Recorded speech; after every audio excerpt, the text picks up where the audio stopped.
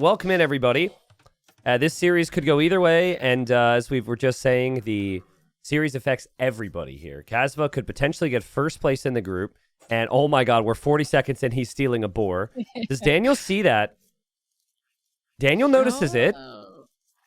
Daniel notices.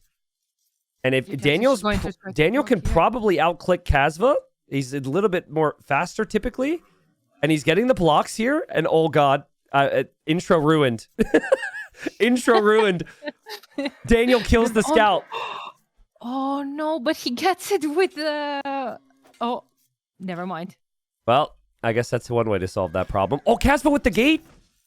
No. Oh, he missed it, bro. Millisecond too late. Holy. All right, so intro ruined. But I'll just try and say it again. So if Kasva gets 1 win, he's secured to playoffs at least. If he gets 3 wins, he goes to first place, which immediately means Platinum League.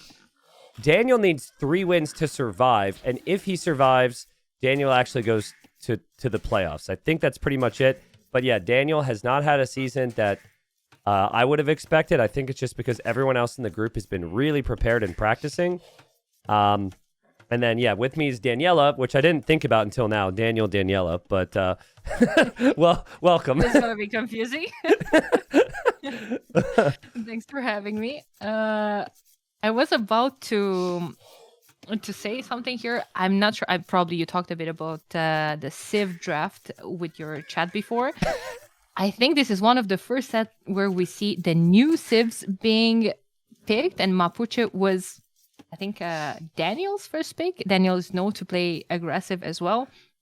So I was wondering if he's going to go for that. I think it would have been a bad idea to go for some like champion rush or something like that, especially on a map where infantry play is so heavily picked by the players. Yep. No, I agree.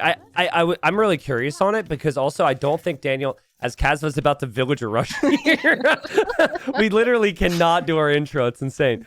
But no, I don't know if that Civ's even going to be played. Like, my feeling is it's not worth first pick. I think there could have been other Civs worth it. It's still new. It's still fresh. And Daniel isn't a full-time AoE player. But guys, both these players know how to send it.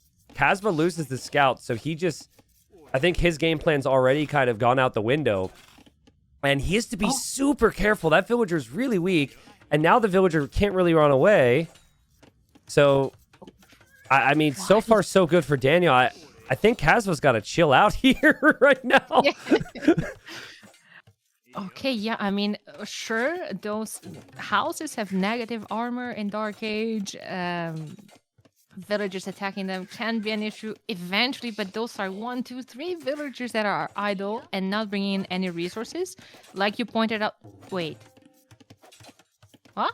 He's sending more. He's sending more. Well, you know how it goes, right? If you commit... It's already bad for Kasva that he committed 3 villagers forward. So now, because that's bad, going home would mean he's at a disadvantage. So now he's going to commit even more. This was not his plan. There were other bonuses he was going to try and use, I promise you. But this is what he's choosing to do. And if I'm Daniel, just let him keep coming for now. Like, just keep it walled up. Just keep repairing. Even if you have 2 villagers repairing your house, that's 2 vills repairing versus 4 attacking, which means you have the better economy. So just keep it up, and then maybe it's a very fast game.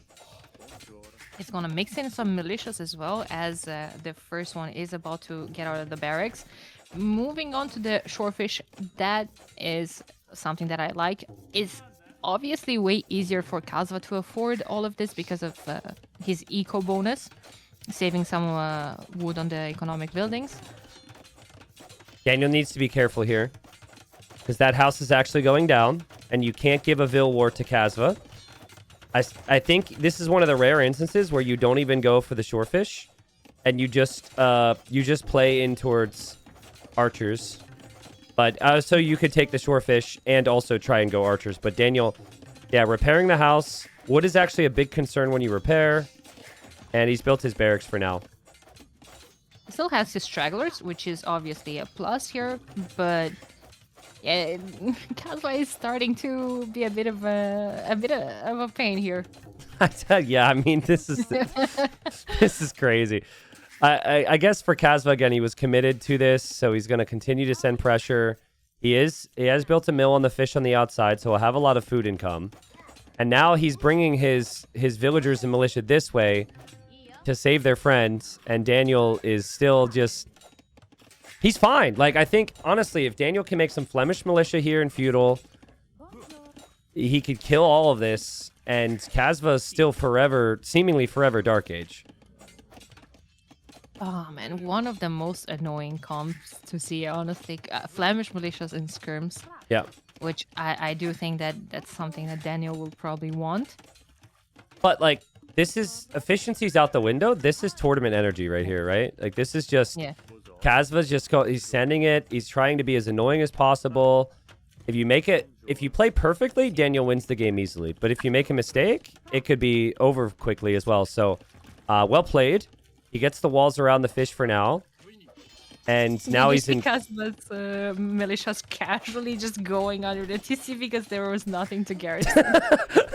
And now there is something to garrison, and now he's going to lose militia. But I'm worried. Kasva, I mean, everyone can tilt and get frustrated. And if you lose the first game, you're no longer first place. You would be in playoffs at, well, best case. So, like, the storyline is Daniel wants to get the 3-0. And if he gets a fast first win, he's going to have a lot of confidence. He's going to go real crazy. So I don't know what to say for Kasva except get to Feudal Age. My God. Yeah. I don't know. Actually, he has the food. Yeah. I don't know why he hasn't clicked up yet. Okay, he cancels his vills. He clicks up. But this has been a slaughter. There's 5 Flemish militia. Kasva just lost all of his militia. And Daniel's got a good eco behind with the food. He can add an archer range to go for archers. So this could be over. If Daniel gets to the shorefish right now, it's completely over. Yeah, exactly. This is when things are starting to be quite tricky here for Kasva. He clicked up, but those are going to be some long minutes that he has to survive. He's coming with a tower behind that woodline. Kasva will have to move. If anyone wants to make new economic buildings, like I said before, probably is Japanese because, well, of their discount. But where do you even move? Because there's military everywhere. Yep. And you have to wait for man-at-arms another minute. You're getting housed now because of the continuous pressure. Like, he just lost the house back at home to Daniel's scout. And now, I guess, back at Daniel's home. And now he needs 2 more houses. Like, Kasva's had a great season. This is panic Kasva right now, which we didn't see a lot. 2 more houses that others will just melt because those are still Dark Age houses. Yeah. And Daniel has arson. Yeah. Brutal. He gets pushed off the wood line, moves to another wood line. He arrives to Feudal Age. He's housed. Daniel has archers on the way. The tower goes up. I do think Daniel's being a little too focused here. I would like to see him hit the food. But to be honest, wood and gold is important as well. So still good pressure. Yeah, for sure. Research Collect is starting to pull ahead for Daniel already. All right. So Kasva needs a counterattack. Obviously, he's had some struggles with the early game. He'll start to lose his fish. His man-at-arms are going to Daniel's base. Daniel should know this because the man-at-arms are not at home defending right now for Kasva. So Daniel needs to be aware on the defense while also still applying good pressure on the front. And that's Daniel for you. Maybe gets a little too aggressive and loses 3 units to the town center. Yeah, for nothing. That's... Uh-oh. North is a problem. Yep. Okay, Daniel sees that. But that's 2 villagers that could go down. And, I mean, Kasva hasn't actually lost any villagers yet. So we should remember that. Yeah, about to maybe. Seems like Daniel might be able to get away with all of that as well. I think Kasva is trying to get one of the men-at-arms in front of the villager to block it. But archers are there too late a bit. Yep. I think for Kasva, he's still a step behind. He's got the archer range. So he'll need the archers soon, but he's pretty much off of all the shorefish, except for that one random villager over at Daniel's side, which is still 1 HP. He doesn't have any of the shorefish, and he loses another villager, and will lose another villager on the berries. Yeah, and that's what's Kasva's #1 issue right now. No vills in the queue. 1 on food. 49 food. Oh my god, that 1 on food is just not even taking food. He does have 9 men-at-arms, though, so... I mean, props to him for that, but Daniel's going full archers. So if Daniel just goes full archers against the man-at-arms, even the Japanese man-at-arms should go down pretty soon, I think. Yeah, for sure. They do attack faster, but there's no armor on them. We're not even talking about any type of upgrades from Kasva. Yeah. No double bit, no anything. Hey, to be fair, Daniel's clearly had a bit of a tough time with his own eco. He doesn't have Bosal yet. The villagers are running all around. But... we established from the 4th second that this is not an efficiency game. Yeah, exactly. Yeah, both players definitely know how to go full send. I don't think that Daniel was planning on this quite to this level, but he adapted perfectly. That scout block is why Kasva did it all. Like, Kasva losing a scout and then losing that 1 boar is why he decided to go Vill Rush. Of course, you don't have your scout to push in the deer. You don't have food income. Obviously, opponent is going to be up faster to the next stage. Oh god, those man-at-arms are giving me anxiety. That additional speed that Man-at-Arms got a couple patches ago is making all the difference here, right? Like, typically, the archers would have killed these already. Finally, Daniel's getting the engagement he wants. But one misstep, like he's misstepping now, his archers go too far. And then you could have some problems. And Kasva's still hanging in right now. Props to him. He's got farms for food. He does have some villagers on the shorefish off to the side.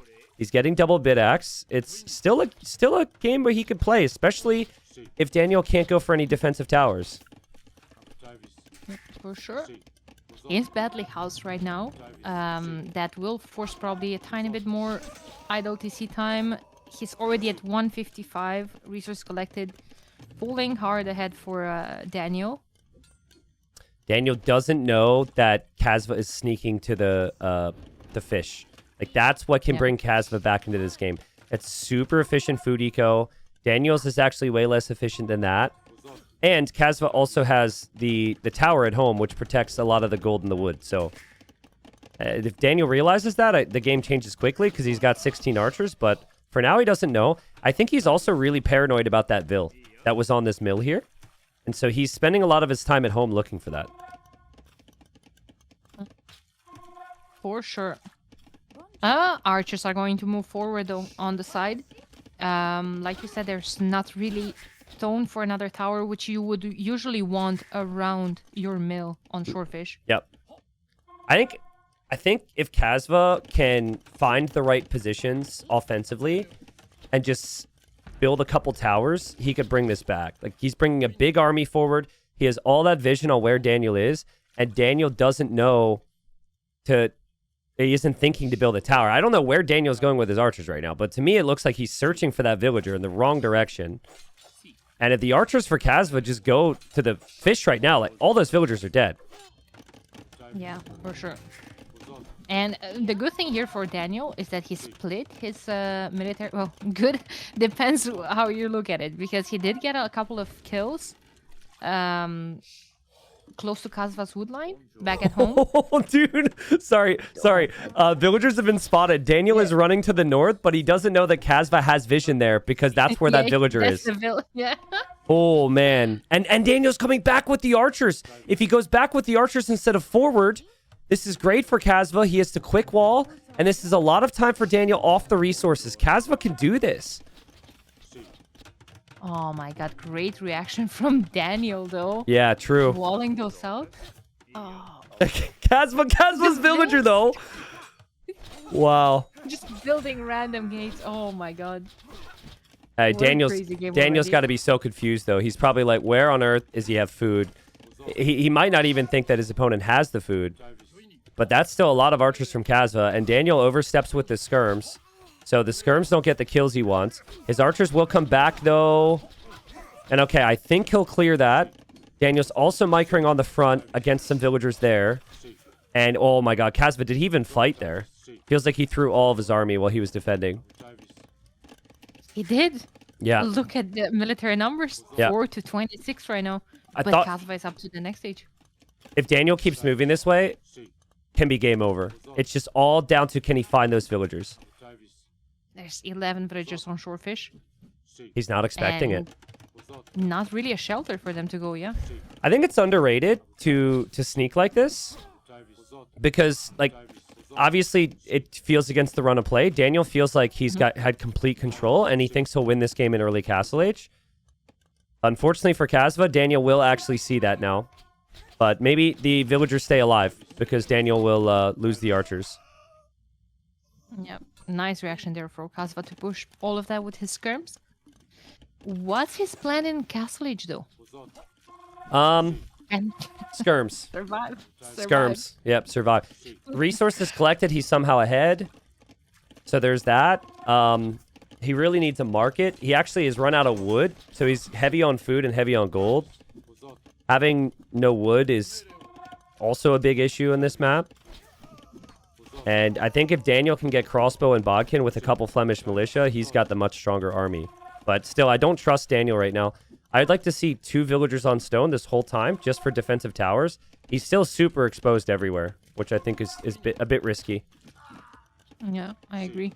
And oh, here come the archers. That's bad for Kasva.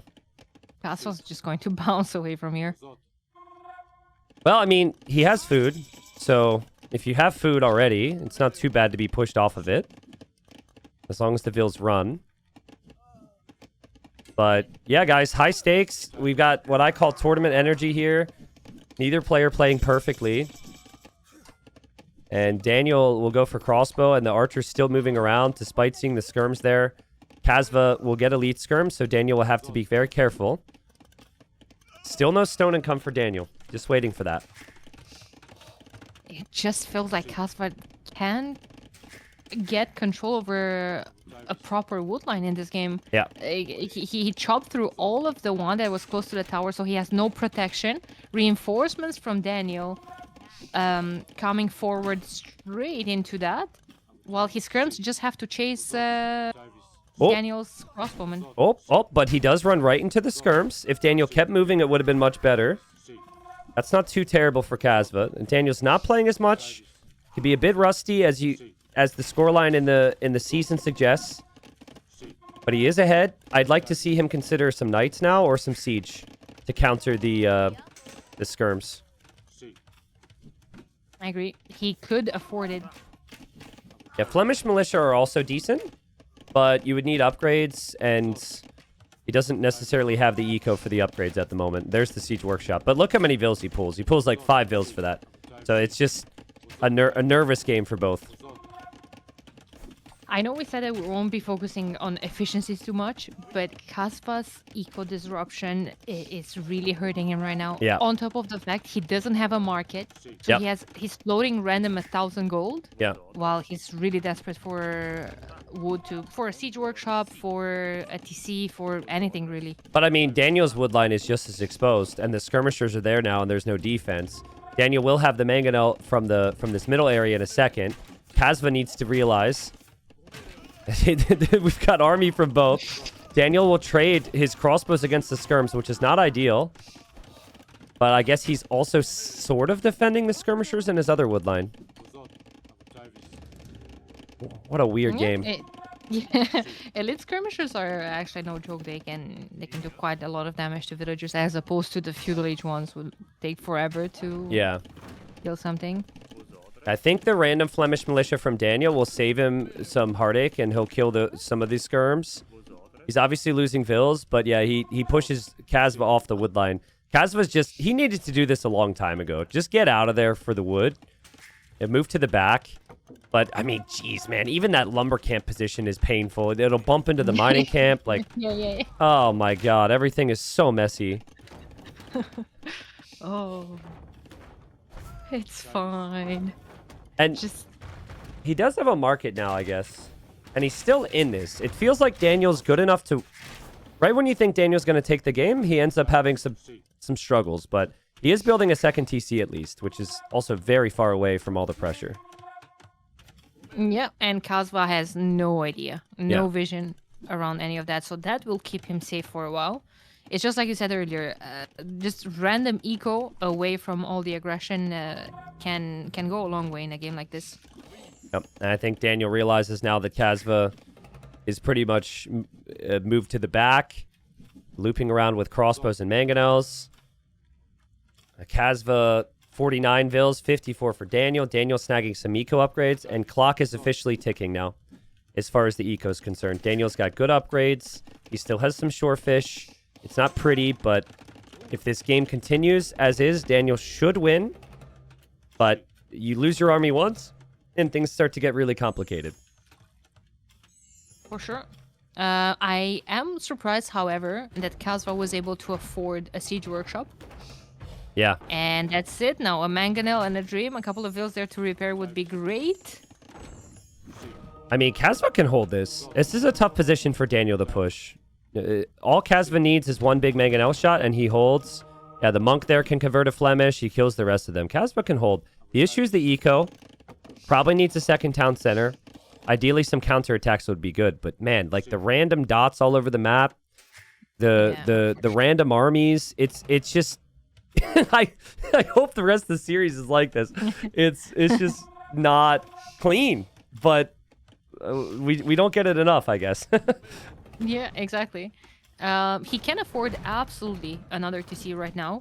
Could go a bit in the north with that gold. Could go a tiny bit more in the south with the other gold.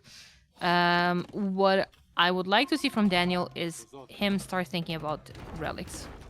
Ooh. I know it's a big ask, but he's Burgundians. Yeah. Yeah, I don't mind he it. already knows that Kasvan has monks on the field.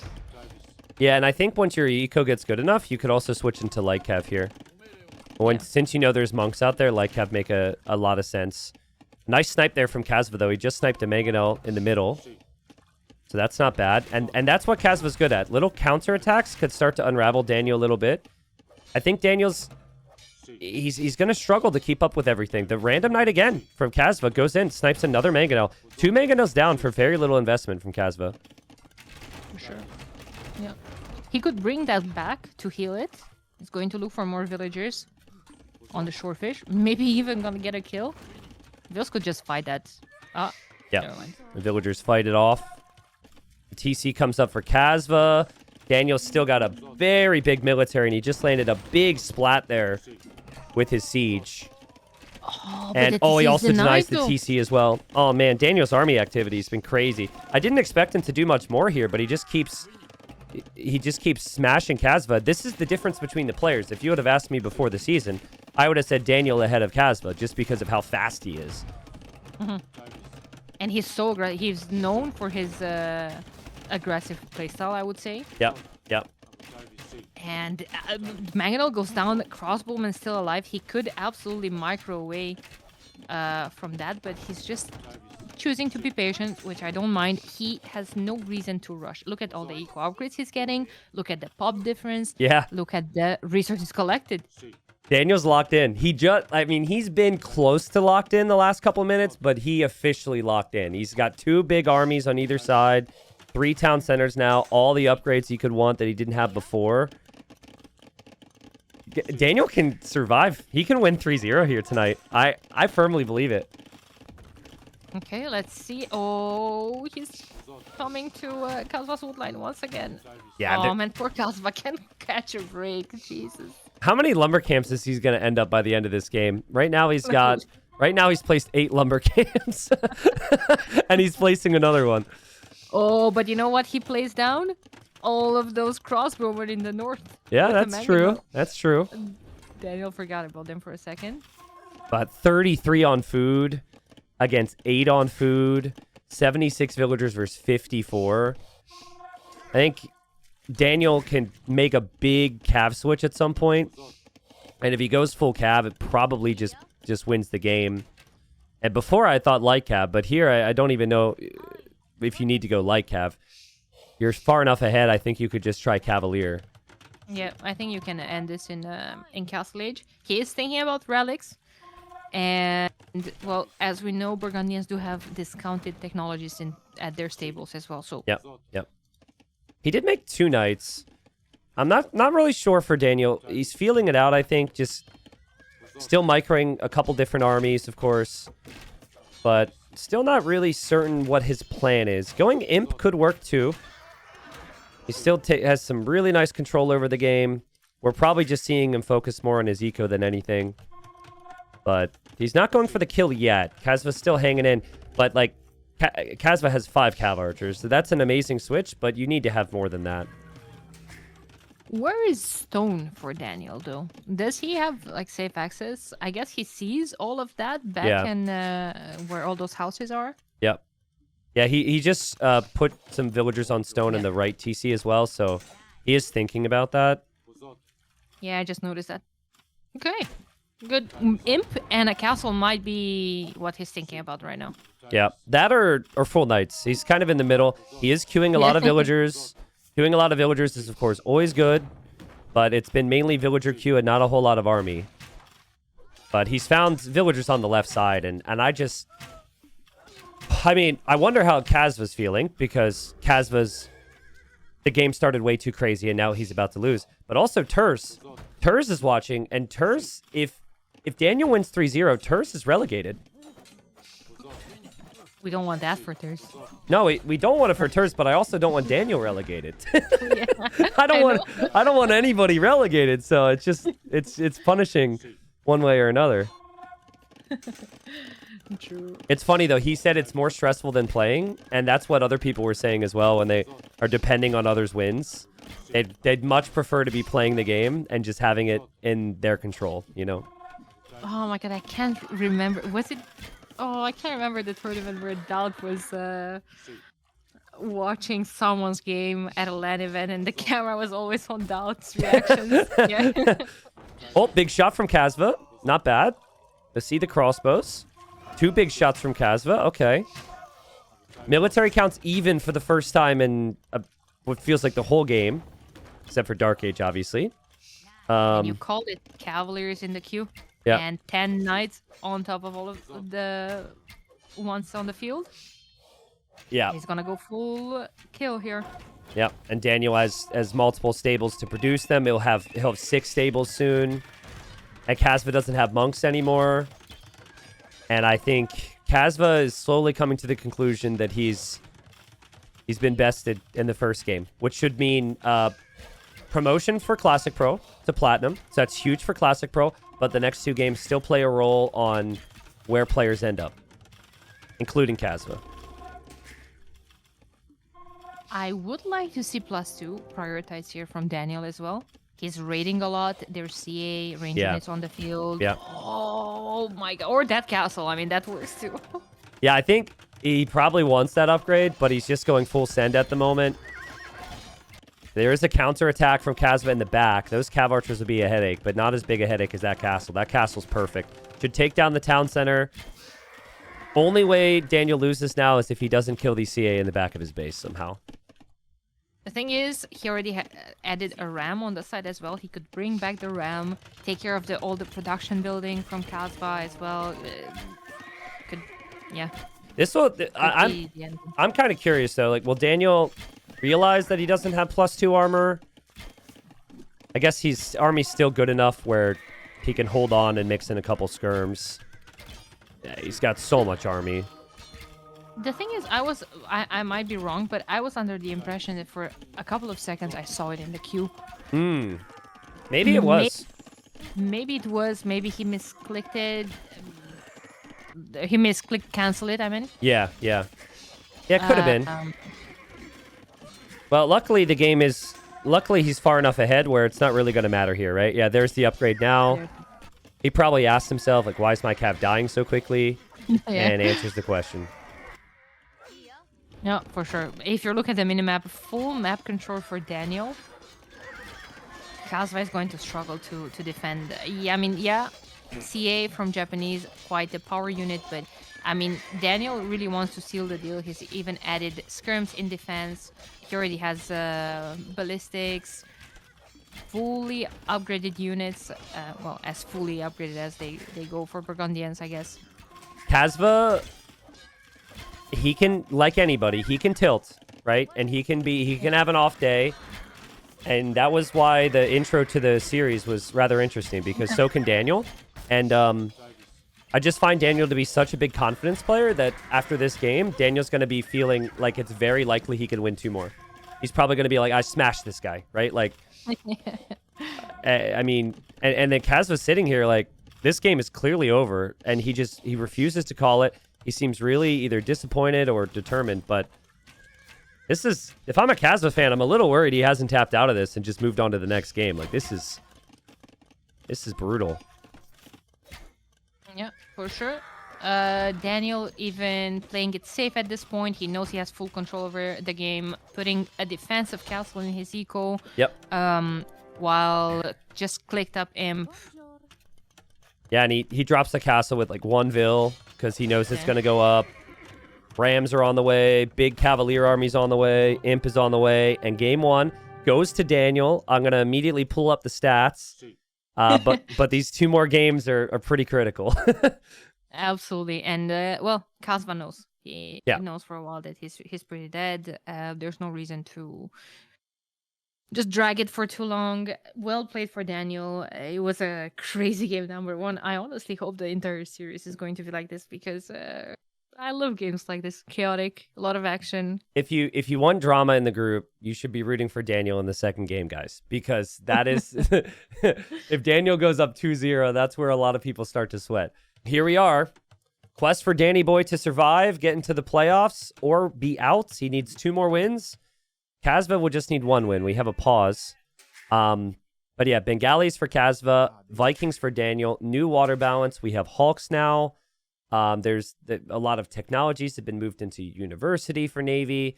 Daniela, I have watched you patrol fire ships on Nomad and Golden Swamp and whatever else. You're a big fire ship enjoyer. So what are your thoughts on the Hawks and what the water looks like right now? I hated Hulks in the beginning, which I realized that that's a direct counter to what I was doing. I mean, I climbed my way to 1950 with just patrolling fires that way. Yep. And then they just introduced Hulks, man, a direct counter to that, and I'm like, yo, seriously? Yeah. But now I just realized that I can just patrol Hulks. Yeah, I was gonna say you just keep patrolling Hawks now. It doesn't change the gameplay too much. Yes. No. Daniel apparently spilled water, which is why we had the pause, which is fitting because it's a water map, you know. Yeah, so do you like it though? Like, do you like the balance? The whole like Hawks better counter galleys, or sorry, fires counter galleys, Hawks counter fires, or do you like the fish garrison? Are you indifferent? First of all, I would like to start this by saying I didn't have an issue with how water it was before, but I do understand that I'm in the minority here. Like, I'm probably in the 1% of people that actually enjoy water maps and like to play water, and that's fine. I understand where they kind of want to take the direction of the game with moving into a, rock, paper, scissors kind of direction. I think they've done a great job hearing the public's feedback after Thalassocracy, because Thalassocracy proved that, that's the intended direction, but it's not going that way. Yep. Some units are more of a counter than the others. And I like that they listen to the feedback. I still don't think that, for instance, galleys counter Hawks as much as Hawks counter the fire ships, for instance. I still think that there's a bit of a mismatch, but overall, I don't mind the direction where the water changes are going. Okay. I think they're better for the new players, as much as it can be confusing for the ones that were already playing and they are not aware that they moved some of the new text to the university. Someone on Reddit was saying that they removed shipwrights from the game, and like, oh no, wait, it's in a university now. Yeah. This can be a bit well confusing. Even for like the super noobs who just research every tech and they would never build a dock, now they research every tech and they research like 4 water technologies that have no application because they just research things in the university, right? So I can't wait for your Louisville Legends come back with people researching. We've had heated shot instead of chemistry, right? Yeah, I yeah. can't wait for people to research careening on Arabia now. yeah, it'll happen. It'll happen. But yeah, I'm kind of, my take is, yeah, I can understand where they're coming from. I'm not fully in love with a couple aspects of it, but holy crap, man, is Daniel insane. Like, Daniel will not give up on this scout fight right now, and he is out-microing Kasva in the scout engagement. Remember, Kasva lost the scout in game number 1. Luckily, he sees the dock. No, he didn't see the dock because on the front, actually, which is a big deal. So he's got to run all the way home and save the scout, so at least he can get some scouting. Oh, but oh my god. This is the issue with sending the rally point straight on the board. He almost forgot about that, Vil. Ah, okay. I think, listen, I know Daniel well. Daniel's so locked in right now. He's so locked in. Like, and I think Kasva might be a little shaky.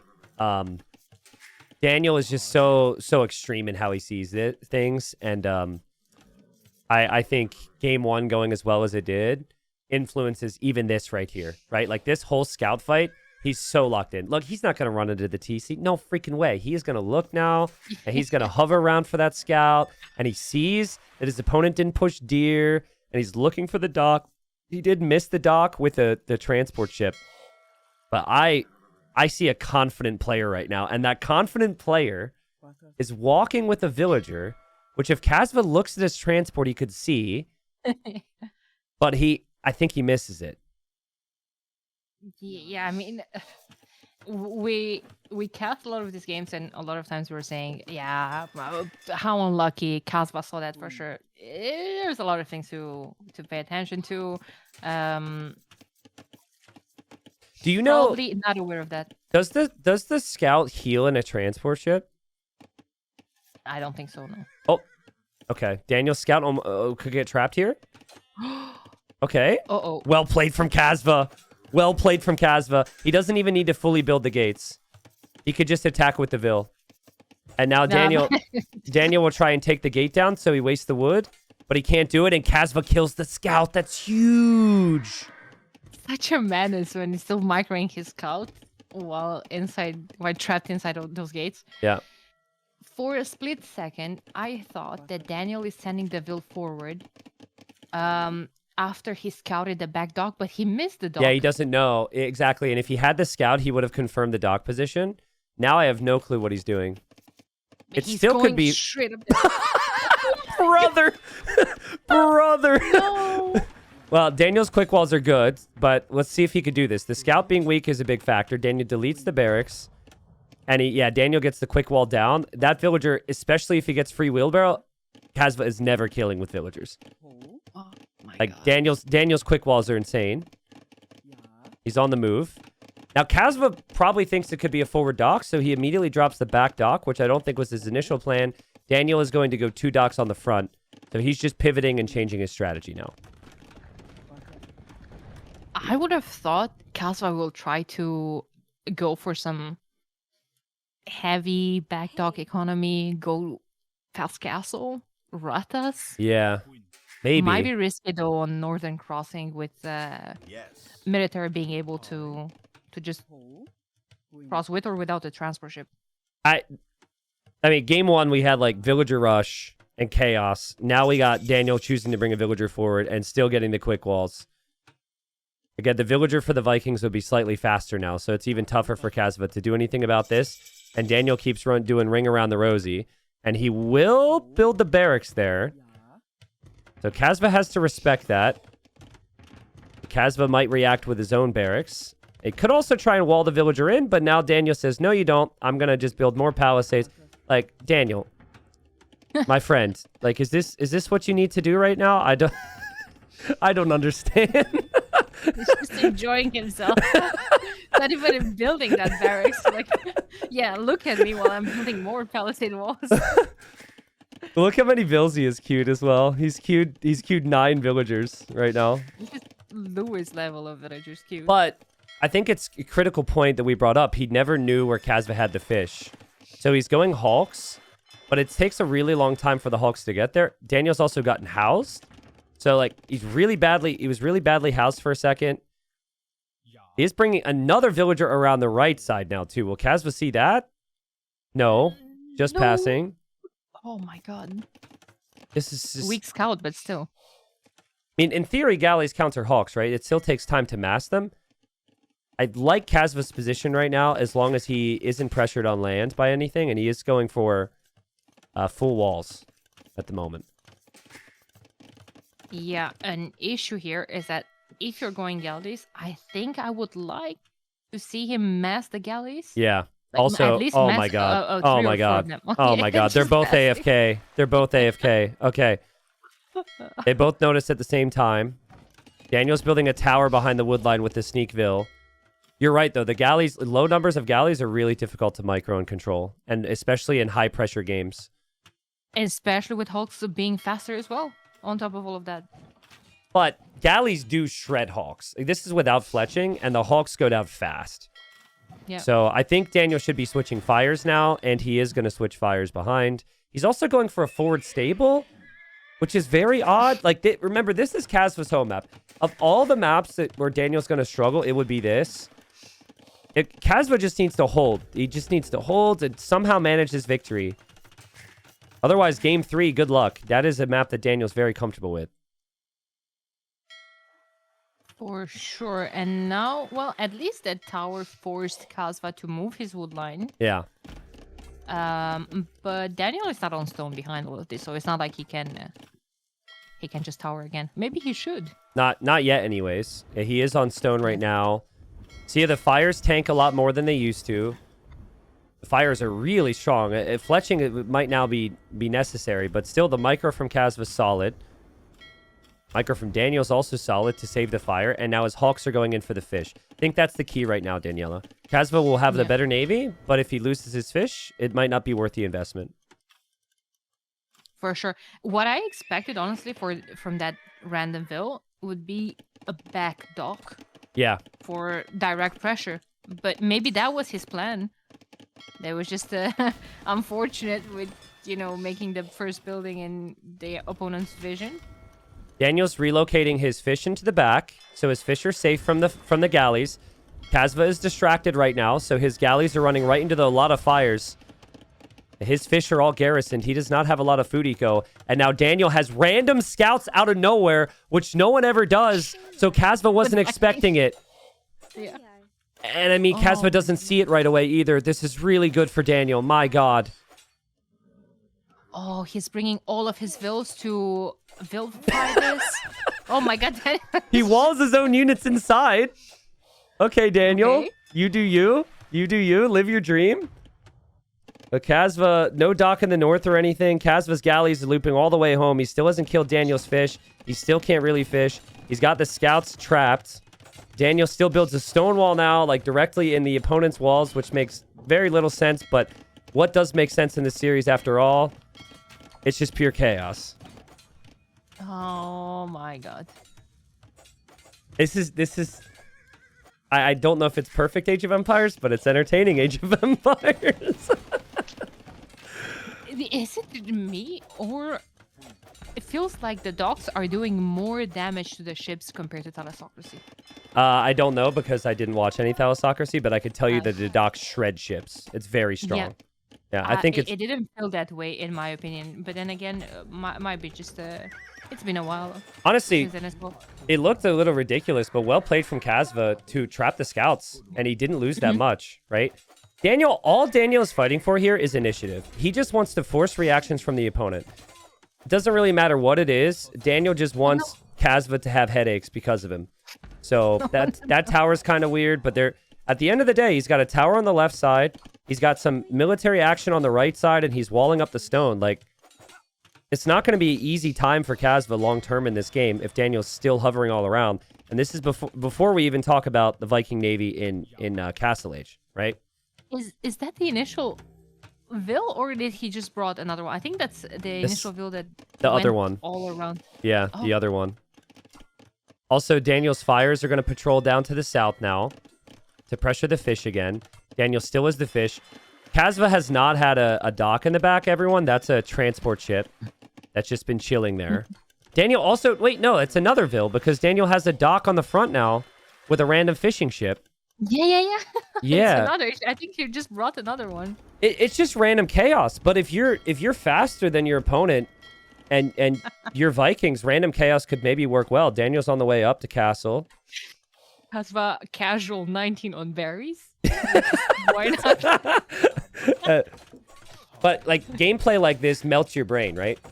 Yeah, Like yeah, I'll for train sure. I'll train with Daniel for something and I'll leave feeling like I'm just the worst player in the world because you lose to random crap that shouldn't work, but because he is so consistent at like pressuring you in a different angle the next time, it ends up getting the job done. Example Ooh, is maybe the Daniel- south because the fires are there. Kelly blocking them, but it's fine. Now, archers from Daniel. I really think Daniel should be going for longboats now. I think that that's going to be the key. I'm wondering if he feels the same. He has a lot of random docks around. The villager will run away. Would not shock me to see a couple random knights from Daniel because he still has the stable there. And the key, as always, is going to be town centers. So, still something to think about for both players here. For sure. Also, Daniel getting all the eco upgrades for free, wheelbarrow and handcart Yeah. plays a huge factor in terms Yeah. of eco on land. Yeah, agreed. And yeah, just like you said, I'm not 100% sure it's going to be longboats though, because he doesn't have fletching, which I would expect at this point to have if he's Yeah. preparing for long. Yeah, and it's new water too. I don't know. Maybe he just gets the warships upgrade and then goes upgraded fires. In theory, that should be really good against galleys. Or maybe he just forgot. I see him getting fletching now. Ah, okay. Yeah, he'll make some longbows. We got more villagers coming to the left side now. Daniel's got a tower on the right side with archers. He's going to make knights there, and then he's going to come to the left side with 2 villagers as well. So he just cannot help himself. He wants to live in Kasva's base. True. Also, I love that first thing he makes in Castle Age is a university. I think on the new water meta, Yeah. on the new water patch, it's crucial. You have to get clinker construction or careening. Depends how heavy the opponent is going into range units on water. But just the ships moving faster is so important when you're taking fights, regardless if you're attacking or running away. It plays a huge deal. Yeah.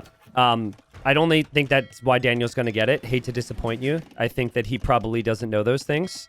I could be very wrong. I think it's just for ballistics or for guard tower, but that was very well said. Respect. I try. You really did try. You really did try. But I know Daniel, trust me. He's got the random mangonel coming from the left side. He's got the random knights and the towers on the other side. If Kasva makes one mistake, these knights are going to be into his base, but he's defending. He gets the conversion with the monk. But Daniel just needs about, like, I think 10 to 12 longboats, and you start to win every naval engagement pretty quickly here. Longboats are very strong. Yeah, for sure. And they attack fast as well. Has a couple of fire ships in front of all of those. I wouldn't even mind to get heavy warship, but maybe he thinks it's not worth it to add more. The issue right now for Daniel, as he loses his knights on the side, the issue is his docks are in random locations. So he's got like the forward docks, the back docks. It's just really awkward to properly mass your units. So it's actually helpful for him to lose that dock because he can simplify his approach. The siege never popped out for Daniel, and Kasva's building a castle which will shoot that tower down. But maybe this is where the fishing economy starts to fall flat for Kasva as the longboats are into the south now. You are right. There's ballistics. Yeah, Daniel will never get the upgrades you're talking about.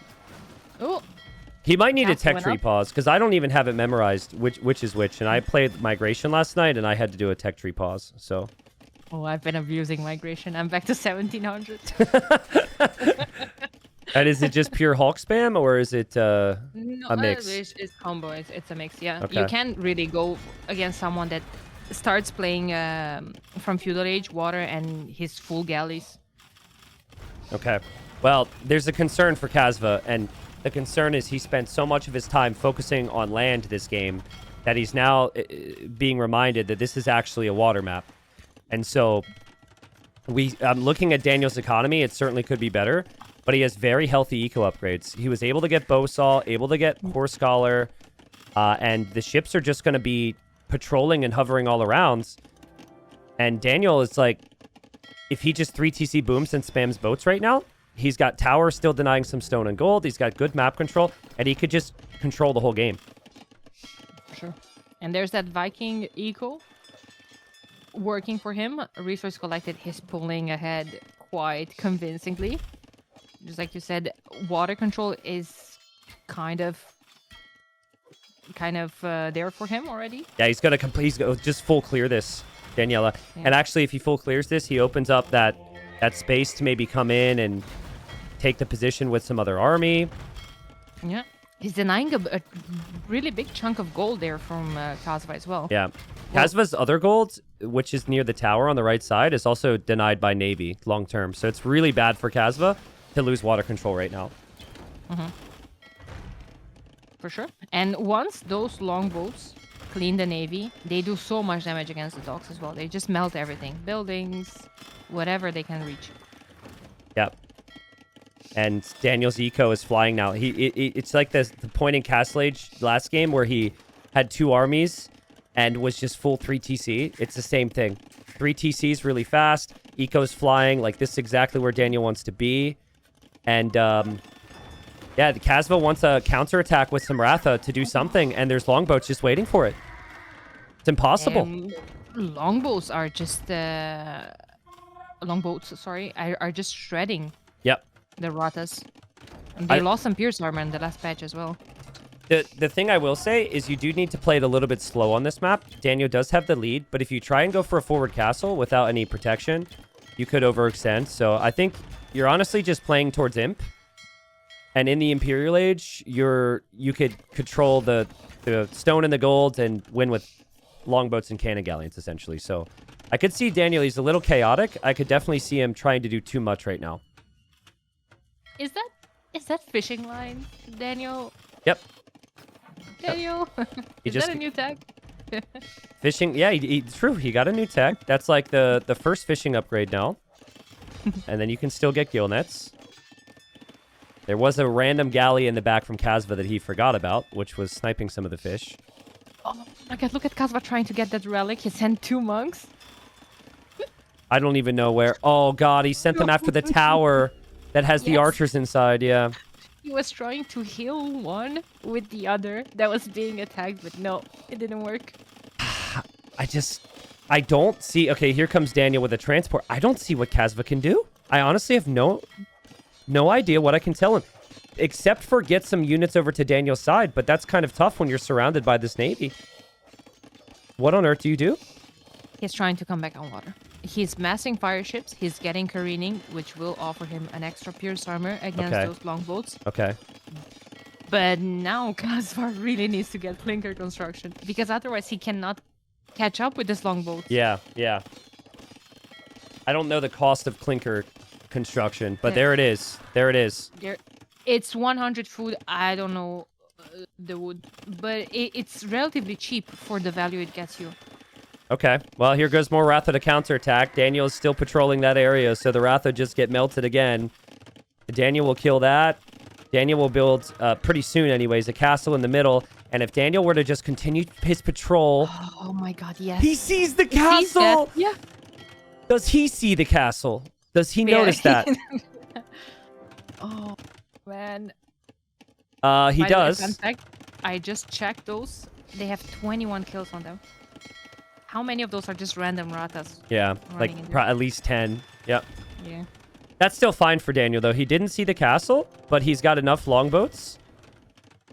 And, I mean, with this many longboats should shred the fires, even if the fires are supposed to be better against galleys these days. That speed difference is noticeable, though. My god, they're zooming. Yeah, it's crucial to get it.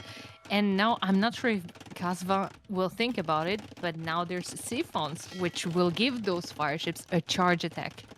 Huh, okay. Well, there's Daniel getting clinker construction, so he does know. He is getting the new techs. And, I mean, with that castle in the middle, Daniela, all he needs is trebuchets to take down the castle from Kasva and Imp. And it would take down all the docks as well.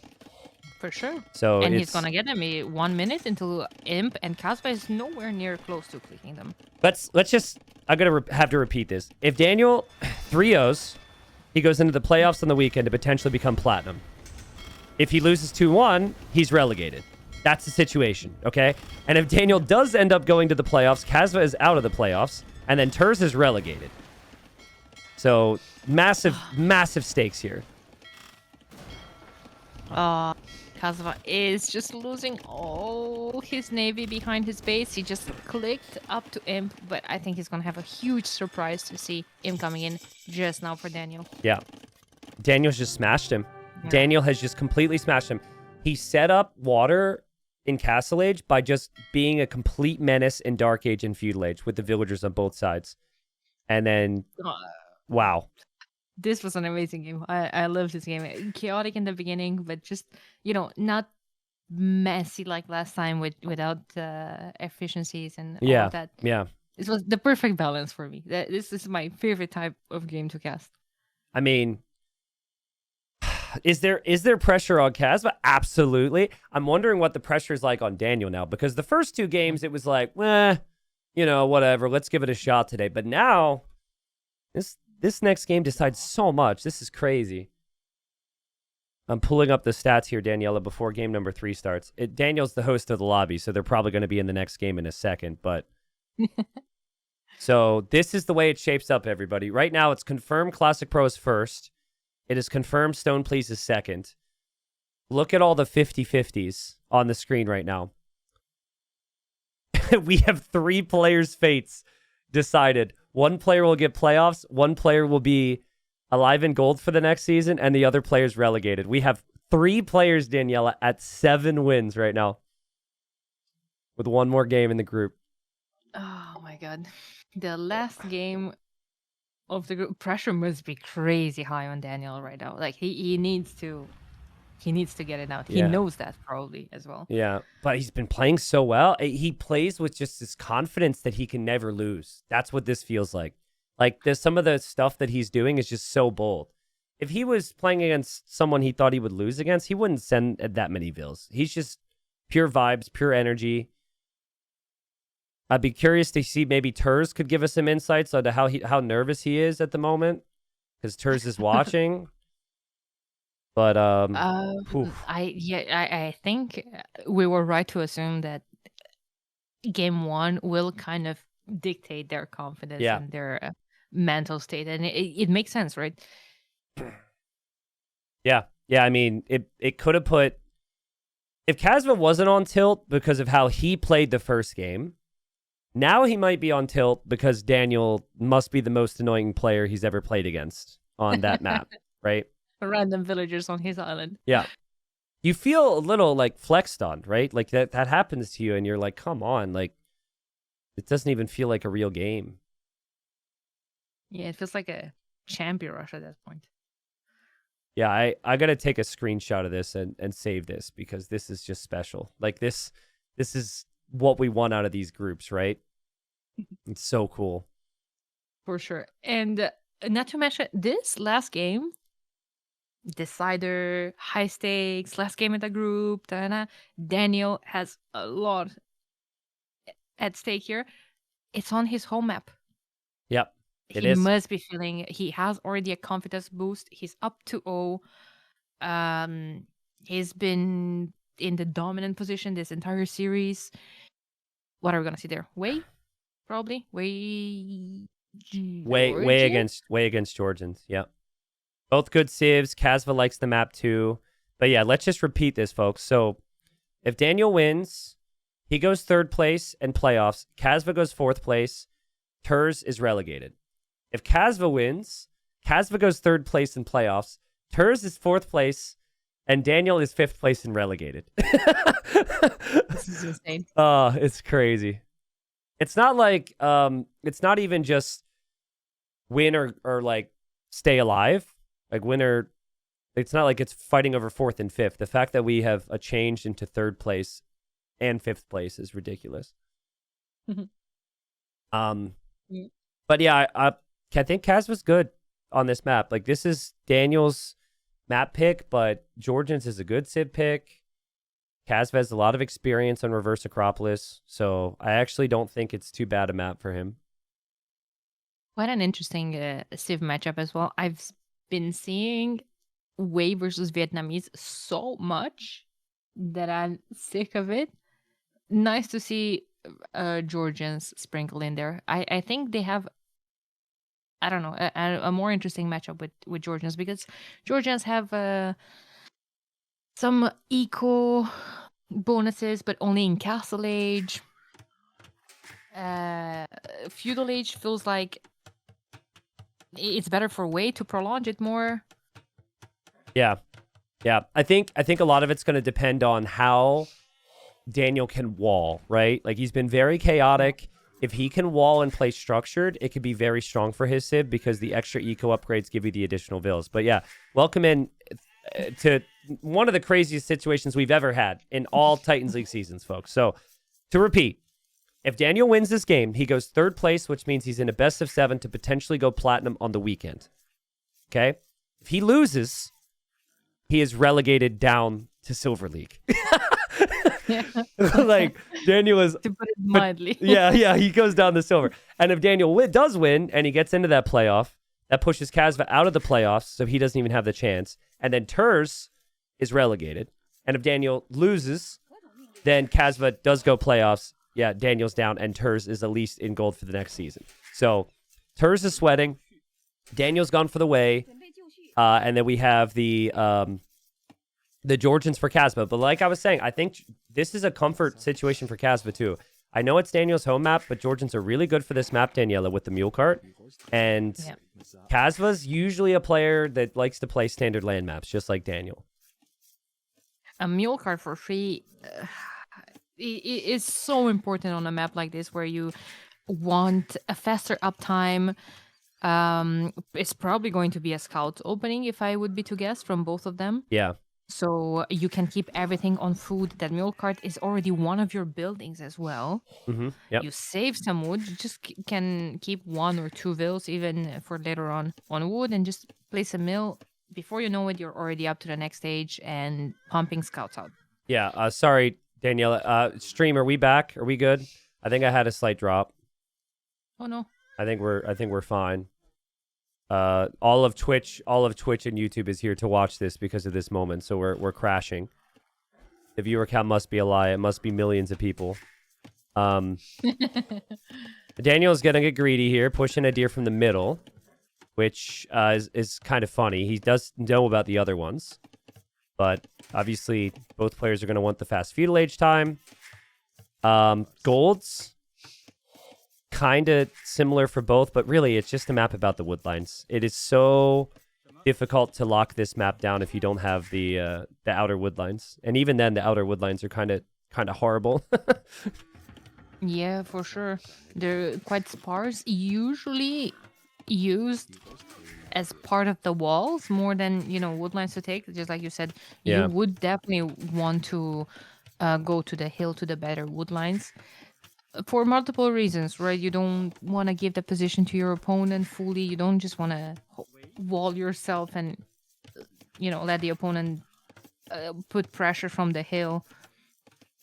I mean, and sorry to interrupt, but I think Daniel's his lumber camp is not really ideal compared to the other options he would have had. There's some bigger wood lines, maybe more towards the front, but had he scouted that a bit more, that's a nice little spot to hide. And the left side as well is already rather difficult to wall. He's going to try, but you can't wall on the rock terrain. So probably wall towards the wood line, and that's a wood line that he'll chop through in no time. So this is, again, why the Georgians are seen as the best civ, or one of the best civs, just because the mule carts can move around to all the wood lines pretty freely. And Kasva, just classic. when it comes down to crunch time, he's going to send it. So it's not going to be Georgian scouts. It's going to be Georgian man-at-arms. Georgian man-at-arms probably opening his way into going some range units, which I don't necessarily mind. And especially like we looked at how Daniel is walling and how his base is positioned and how he has his layout. I think those militias could get quite a lot of value. Mm-hmm. Yep, all depends on the timing. I said man-at-arms, but he didn't go to gold right away. So this actually just feels like just that. 2 militia and the scout to get value. But scout is super important there for Kasva. He doesn't run into the town center, so that's good game sense. He's in the pit now, so he should know that the opponent will be nearby. And Daniel, with the 20 pop up against Georgians, great game sense to recognize that he is not going to be in feudal age as fast. He actually just backs off, pushing in that deer. But he doesn't know militia are coming. And it feels like the critical moment of the start of the game, at least. Like, if Kasva doesn't get value from this, he won't have the golds, and Daniel sees it. So Daniel needs damage control. For sure, one will might go down. He also doesn't want to take too much damage on that Georgian scout that will regenerate. Yep. It's still open. It's still open. Daniel will need more quick walls. This is what the militia do for you. That could easily be 2 dead villagers. Daniel needs more quick walls on the berries now as well. In the crunch time, or the clutch time, I guess. And he fails it. But if he kills the Georgian scout, he might be happy.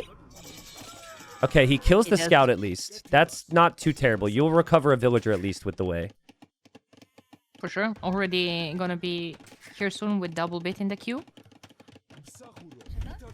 But man, I hate investing into lumber camps on this map.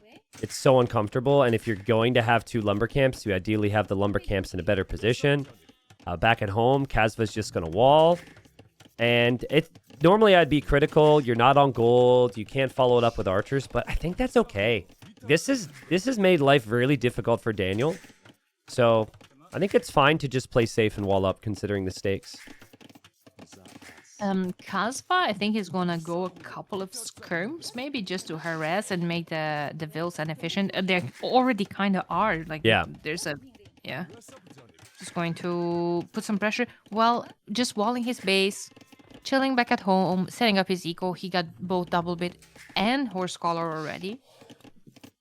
Yep, transition. He'll move the mule cart so we can take some golds and wood. So maybe it will be a couple archers. But Daniel's taking his time. That's another important aspect of this map, right? Just like you said, it's so annoying to invest into a lumber camp, especially on a small wood line like that. Now you can just move your mule cart with Georgians. Who even has the lead right now? Kasva killed a villager, but Daniel's up a vill. So that's kind of back and forth there. Daniel, though, he doesn't have the mule carts. And I feel like, he could struggle with some inefficiencies because of that. Seems very close. For sure. There's a range from Daniel. It's going to add a couple of scrims of his own. This is probably going to just be setting up your eco, going up to Castle Age as fast as possible into range units. Shambase versus CA, maybe? Yeah, I could see it. It makes a lot of sense. They both will have a lot of wood because they both snagged horse collar. I think Daniel's a little paranoid, by the way. The archer range and the archer production was late for Kasva, and Daniel was just there and he saw the flag appear. So I think in Daniel's mind, because the militia are trying to take down this palisade, that there's army coming. So he's bringing his scout all the way back, and it's just one of those funny details. It's all because Kasva was later to army than he would typically be, and it might mean that Daniel makes... He overextends. Maybe he gets a blacksmith. It goes for fletching. Maybe he makes way too many skirms. There's a lot of things that could delay the castle age time. Yeah, and I think if you're Daniel right now, if you do have that in mind, you probably don't want to be too out there in the open. But then again, you know that you killed the Georgian scout. Yeah. Right? So at least you didn't scout a stable. You know scouts are not coming for your reinforcements, so you're safe in that regard. And Daniel will now check the range again. That's pretty much all he's seen of Kasva's base, by the way. He sees the archer range and the berries. He doesn't see anything else. Most important. Look at the wood situation for Daniel. His lumber camps are almost dry of trees. And then he'd have to move out.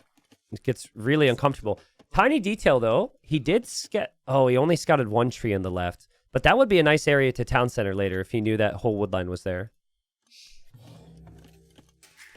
For sure, yeah. Wow, Kasva's going to stone. I just noticed that, and a lot of people on stone were thinking Monaspa, Okay. maybe. I'm not sure I'm in love with it against Jean Bays. If you're up against full skirm, it's good. So maybe he's seen the skirmishers and he's expecting Daniel. He's trying to mind game Daniel right now. He's showing an archery range. He wants Daniel to go full skirm, but I don't think Daniel's falling for it, to be honest. Do you think he's scared of Tiger Calf, maybe? Yeah, that's another thing too. Yeah, because the Tiger Calf could be good. Yeah, very good against any type of archer. So I didn't think about that. Yeah, maybe he's convincing himself that that's what Daniel will do. And Daniel will click up to Castle Age a bit faster than Kasva here. And Kasva is not too far behind either. He does have a market. He could...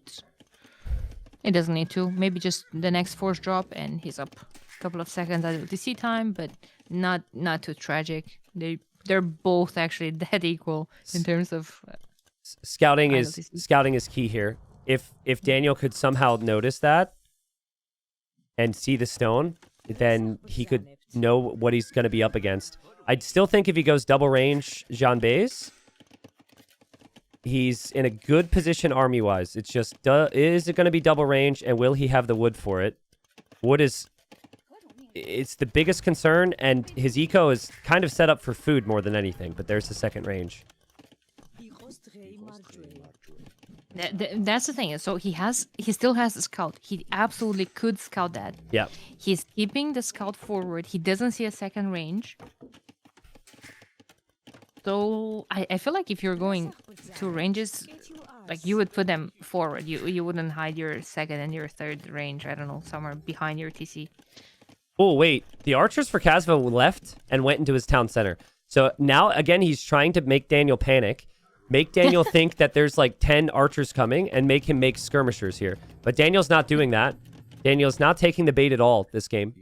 He's not even bringing the skirms home. So he thinks, he is confident that he knows that those archers are just a bait. Yeah, stable is going up probably just for the upgrades because 750 stone. Now, where does the castle go? I think you want to hide it.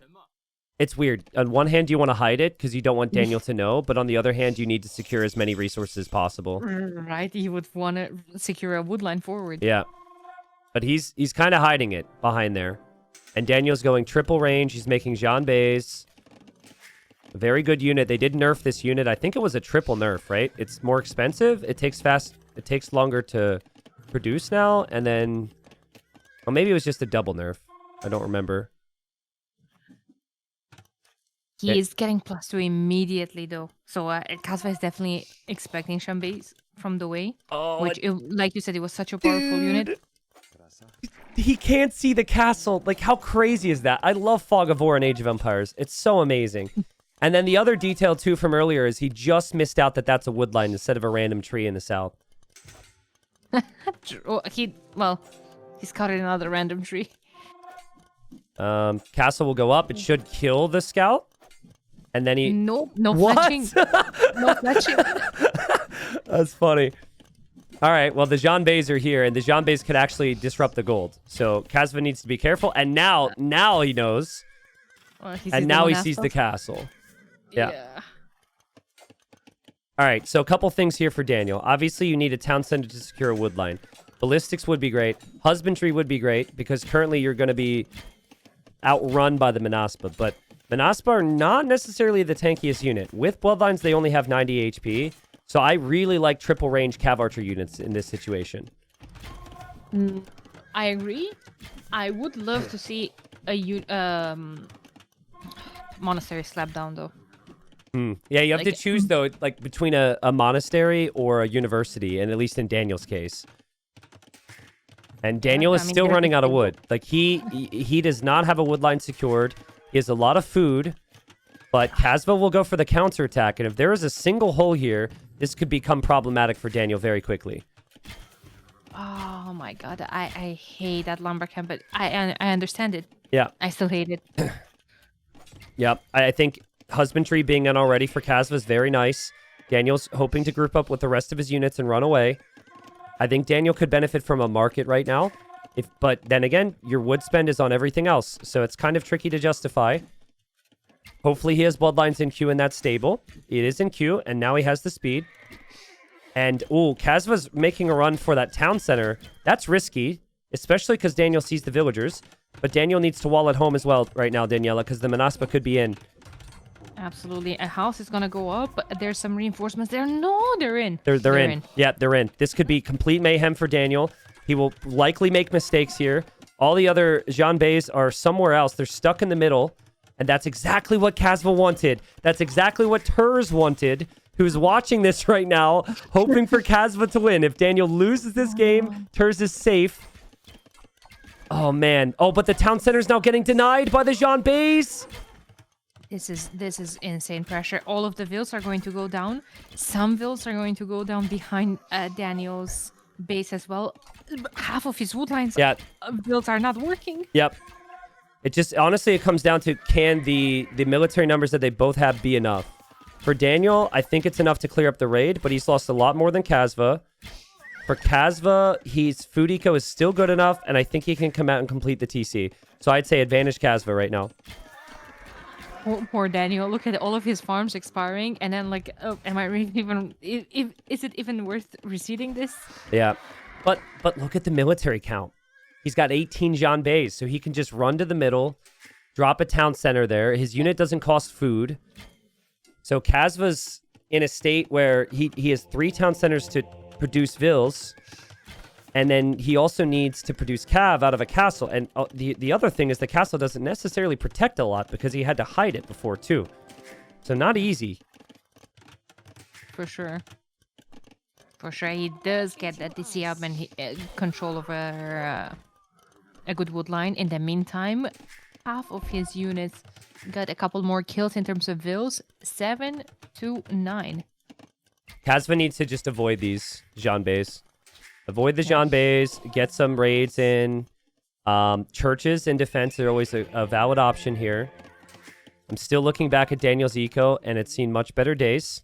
Villagers still standing around, but res collected is close, and his idle TC time is really low, so he's still in the game, especially now with 2 TCs pumping. The thing is, I agree that wood is really important on this map. Very important to get a hold of. That church seems to be doing the job for now. Yeah. And, well, we did say that castle, of course, ideally would have wanted forward at first, but now it's in the middle of his eco. He's protecting a lot of res back at home, protecting farms, gold. He has random churches to boost his eco, so I'm not sure about the value those Shambés can get.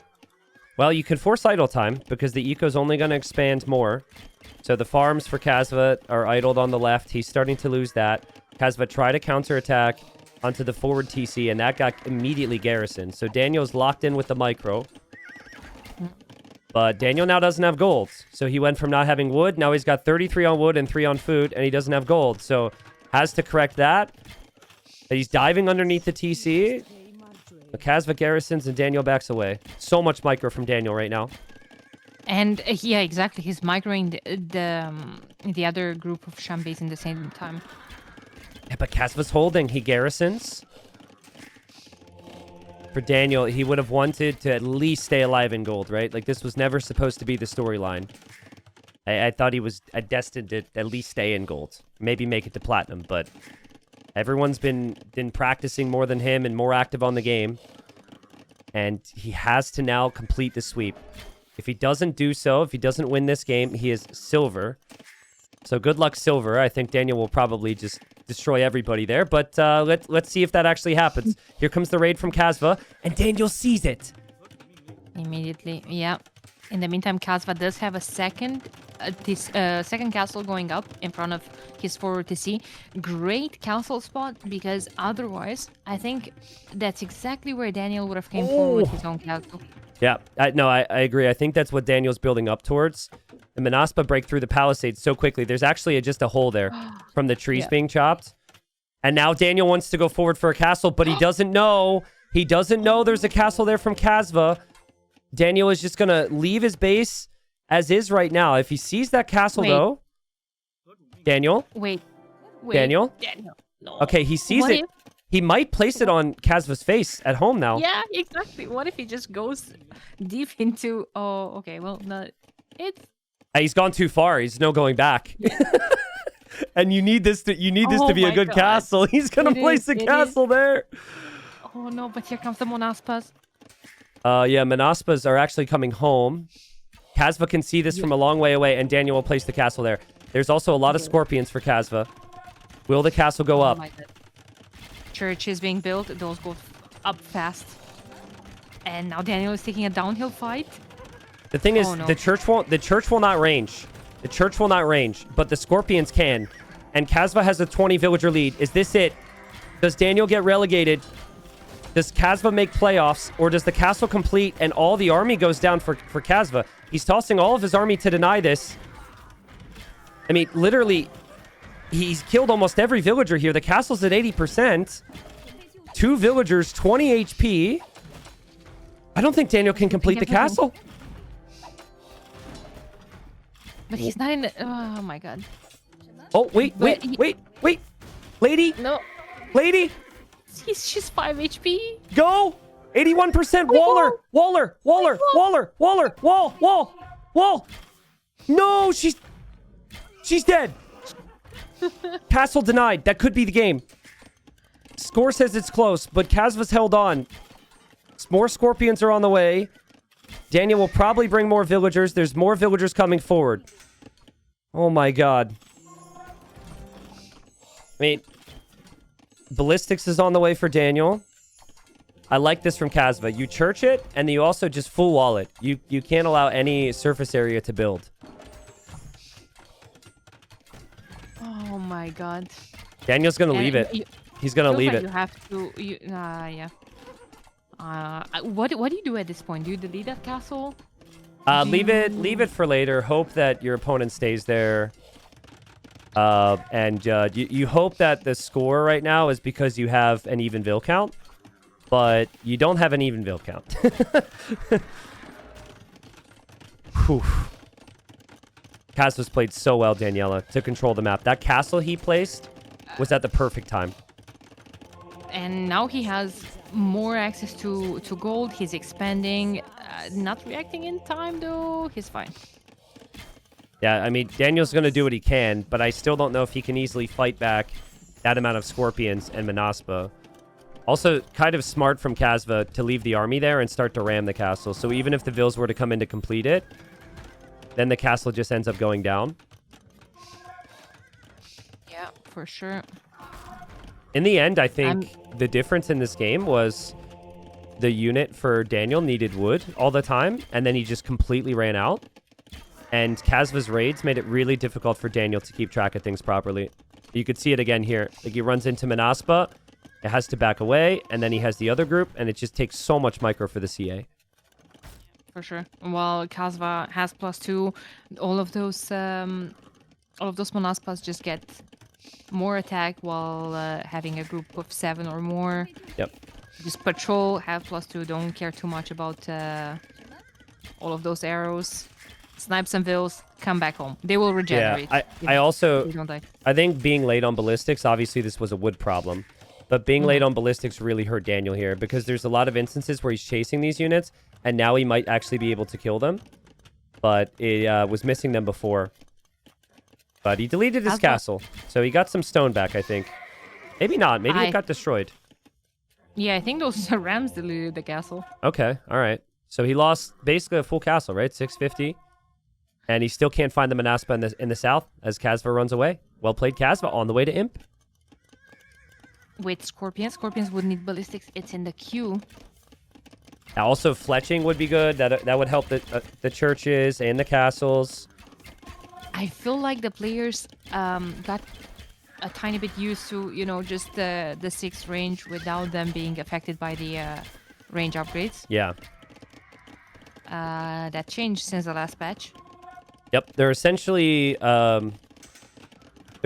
just as strong as they were before in terms of range and damage, but you have to research blacksmith techs now. So, damn, that is a lot of Jean Bays for Daniel. That's the only thing keeping him in it. He's got 42. Oh, for now, he sees the scorpions. They're not very good against scorpions. And yet, he has to respect them and back away. All while Kasva has 42 on food. Kasva's about to be an imp. And with imp, Kasva can go playoffs. And Turs is gold. Such a crazy ride. I don't know. I would say props to Kasva for keeping his cool. Yeah. His cool, yeah. Yeah. His composure, because one could be absolutely mentally destroyed with, being 0-2. You know that your opponent needs a 3-0. You see him playing so confident. He's aggressive. He's playing strong. It could have been absolutely done, you know? But he wasn't. And could have been very easy to just make mistakes here and let it fall apart, and no one would have blamed him either. Big raid. Sure. Big raid. This is before imp, but he gets some nice kills there. He kills 7 villagers, and Daniel has to fight. Daniel will start to drop barracks now. His plan is to stay in Castle Age and play pikemen and Jean Bays, but good luck, because Kasva's got control now, and Kasva will just... If you react to him on this side, he's just going to raid you on another side. I've seen this story before. It's not going to end well for Daniel. I also think there's going to be a castle forward coming soon from Kasva. Look at his goal, his stone count. Yeah. This is exactly how you need to use a unit like Manaspa. You dive in, you do some damage, you back out, and you just avoid all the other units. And here he comes with scorpions and villagers. Daniel's army is chasing in the south. He's going for a counterattack towards the north. That castle's going up for Kasva. Sure. Denying the gold, denying a TC, the market, university. Where is the other gold income from Daniel? Well, he just placed the new town center. Yeah. Kasva kills the monks, loses a couple units, and just backs up to the castle. At home, Kasva can just drop... You could just get in churches and town centers. Like, he's got fortifications everywhere. The Jean Bays can't do enough. Oh, good move there from Kasva, trying to keep those in. I mean, he does have ballistics. No fletching, though. And another thing that I would really like to see is Van Towers. Yeah. Or how about instead of that, we just drop another castle here? Or that. Kasva with some killer raids on the right side, using the mobility. Still kind of defending from the Jean Bays and pushing with the Scorpions and Manaspa. Kasva holds on. And I think Daniel just, because he almost had the comeback. He doesn't want to accept it, but he's dead. Yeah, he's a bit in denial right now. He's probably thinking, where did this all go wrong? Also, not even just for the series, but the whole season, right? Like, Daniel's going to be silver, which would have been unheard of. And so for him, he's probably thinking back like, oh man, week 1, week 2, could I have done this? Could I have done that? And then he would be playoffs, right? Or at least be gold again. That's what happens. What a game. But yeah, Daniel's completely dead. He doesn't really have the Jean Bays anymore. Kasva's got castles all over. And just beautiful job from Kasva. I wonder, was it a mistake from Daniel to try and go for the forward castle? But I think if that castle goes up, we're easily praising it, and it could have changed the game. So is Kasva making a second university? I mean, he clearly had one since he has ballistics. Did he? Some people get 2 degrees, Ah. So, okay. there's nothing wrong with going back to university again. That's fine. Okay. Not that I've done that. I mean, technically I went twice because I dropped out the first time, and then I also dropped out the second time. But, we're not talking about me. Daniel is about to lose the town center. He will lose all of his army. He's got no wood control. This is Daniel running with the 2 converted Monaspos from the other Monaspos that Kasva was chasing him with. I mean, poor Daniel's. It just cannot accept this right now. He cannot believe it. But yeah, back to what you said. Credit to Kasva. This is a really nice turnaround. I would have been so mentally defeated after game 2. Game 1's whatever, because you will fight, but like game 2, Daniel just completely worked him, and it held full control. And it's easy to not have confidence in your economy, not have confidence in really any of your decisions. GG. There it is. Wow. There it is. Another sweep, but this sweep had...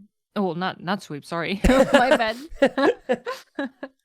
Almost a sweep for Daniel, but oh my god, this series had such a emotional charge to it that it's crazy.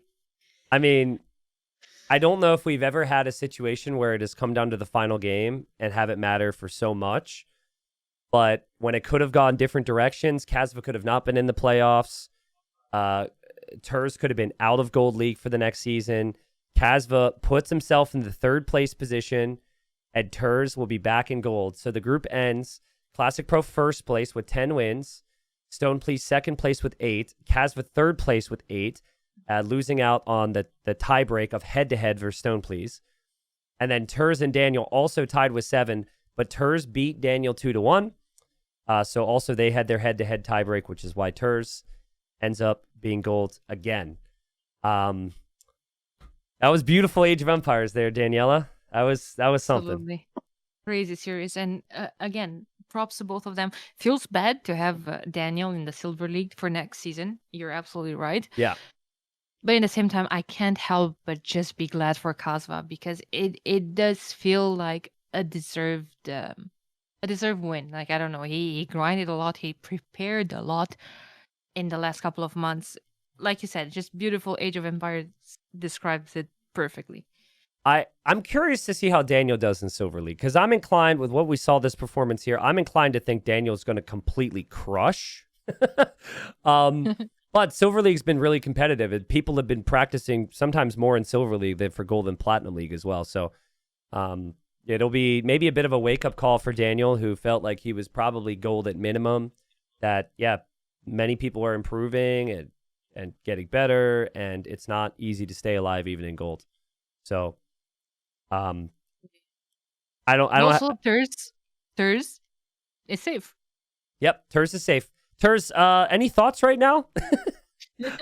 I'd love to hear. I don't know. I saw him a lot in game 1 and game 2. I feel like in game 3, I wasn't able to focus on if Turs had any emotions. Can you imagine if he's just not watching anymore? He just like tapped out during game number 3, and he's like, "Oh, whatever, man. It is what it is. Whatever." He blacked out. He's like knocked out on the floor right now. He'll wake up in an hour and get to look up the results. Yeah, I mean, we'll have to look back at the other groups, but again, to have like 8-8, 7-7, to have the middle core of the group be so close is crazy. Even the 6th place player was only 2 wins behind like the 4th place player in this instance. So that's like, if Duderju, when he played Daniel and when he played Turs, if he had one additional win there, at least like one additional win over Turs, maybe he ends up being in a better position, right? That's why we always say every win is so important, right? If you show up and you have like the first 2 weeks, you're not warmed up and you're not ready and you drop games, this is what could happen.